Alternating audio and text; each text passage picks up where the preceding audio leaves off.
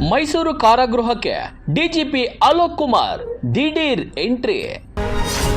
Escort ಇಲ್ಲದೆ ಭೇಟಿಗೆ ಬೆಚ್ಚಿದ ಜೈಲಾಧಿಕಾರಿಗಳು.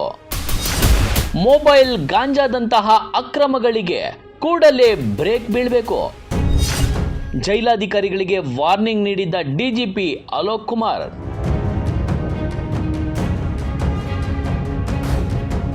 ಮೈಸೂರು ಕೇಂದ್ರ ಕಾರಾಗೃಹಕ್ಕೆ ಡಿಜಿಪಿ ಅಲೋಕ್ ಕುಮಾರ್ ಅವರು ದಿಢೀರ್ ಭೇಟಿ ನೀಡಿದ್ದಾರೆ. ಯಾವುದೇ ಎಸ್ಕಾರ್ಟ್ ಬಳಸದೆ ಏಕಾಏಕಿ ಮೈಸೂರು ಕಾರಾಗೃಹಕ್ಕೆ ಭೇಟಿ ನೀಡಿದಾಗ ಅಲ್ಲಿದ್ದಂತಹ ಜೈಲಾಧಿಕಾರಿಗಳು ಶಾಕ್ ಆಗಿದ್ರು.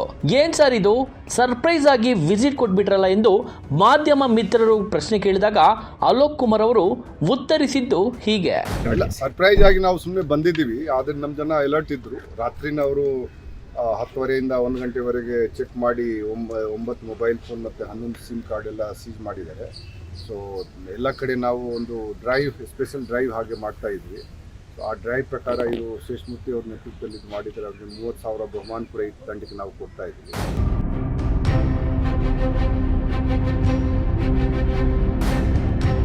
ಕಾರಾಗೃಹದ ಡಿಜಿಪಿಯಾಗಿ ಅಧಿಕಾರ ವಹಿಸಿಕೊಂಡ ನಂತರ ಮೈಸೂರು ಕಾರಾಗೃಹಕ್ಕೆ ಇದೇ ಮೊದಲ ಬಾರಿಗೆ ಭೇಟಿ ನೀಡಿದ್ದಾರೆ ಅಲೋಕ್ ಕುಮಾರ್ ಅವರು. ಬಂದ ನಂತರ ಒಂದು ಕ್ಷಣವೂ ಕೂಡ ಸುಮ್ಮನೆ ಕೂರದೆ ಸುಮಾರು 2 ಗಂಟೆಗಳ ಕಾಲ ಕಾರಾಗೃಹದ ಇಂಚಿಂಚು ಸ್ಥಳಗಳನ್ನು ಸೇರಿದಂತೆ ಸೆಲ್ಲುಗಳು ಹಾಗೂ ಜೈಲಿನ ನಿಗೂಢ ಸ್ಥಳಗಳಲ್ಲಿ ತಾವೇ ಖುದ್ದು ಶೋಧ ನಡೆಸಿದ್ರು. ಆದರೆ ಯಾವುದೇ ಮೊಬೈಲ್ಗಳಾಗಲಿ ಗಾಂಜಾದಂತಹ ಅಕ್ರಮ ಚಟುವಟಿಕೆಗಳಾಗಲಿ ಅಲ್ಲಿ ಕಂಡುಬಂದಿಲ್ಲ.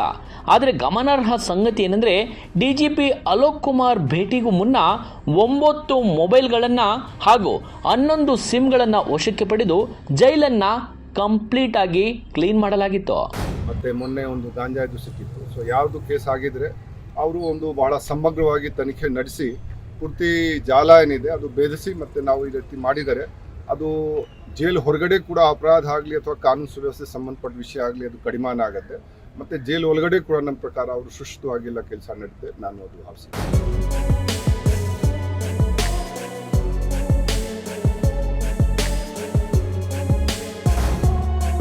ಅಲೋಕ್ ಕುಮಾರ್ ಅವರು ಕಾರಾಗೃಹದ ಡಿಜಿಪಿಯಾಗಿ ಅಧಿಕಾರ ವಹಿಸಿಕೊಂಡ ಮೊದಲ ದಿನವೇ ಬೆಂಗಳೂರಿನ ಸೆಂಟ್ರಲ್ ಜೈಲ್ಗೂ ಇದೇ ರೀತಿ ದಿಢೀರ್ ಭೇಟಿ ಕೊಟ್ಟಿದ್ರು.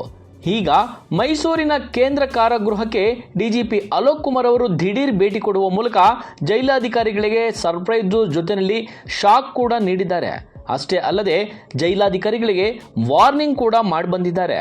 ಕಾರಾಗೃಹದಲ್ಲಿರುವ ಅಧಿಕಾರಿಗಳಿಗೆ 1 ತಿಂಗಳ ಗಡುವು ಕೂಡ ನೀಡಿದ್ದಾರೆ. ನೀವು ಏನು ಬೇಕಾದರೂ ಮಾಡ್ಕೊಳ್ಳಿ, ಯಾವಾಗ ಯಾರ ಮೇಲೆ ಬೇಕಾದರೂ ಶಿಸ್ತಿನ ಕಟ್ಟುನಿಟ್ಟಿನ ಕ್ರಮ ಜರುಗಿಸಿದೆ.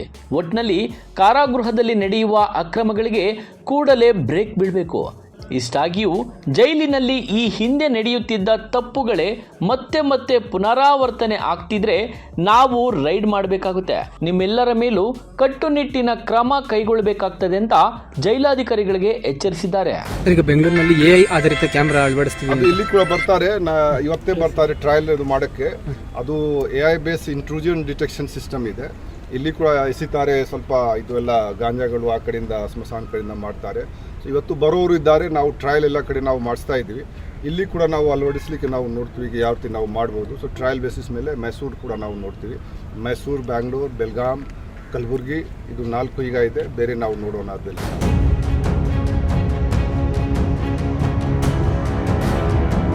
ಮೈಸೂರು ಕೇಂದ್ರ ಕಾರಾಗೃಹಕ್ಕೆ AI ಕ್ಯಾಮೆರಾ ಅಳವಡಿಸಲು ಕ್ರಮ ಕೈಗೊಳ್ಳಲಾಗುತ್ತೆ.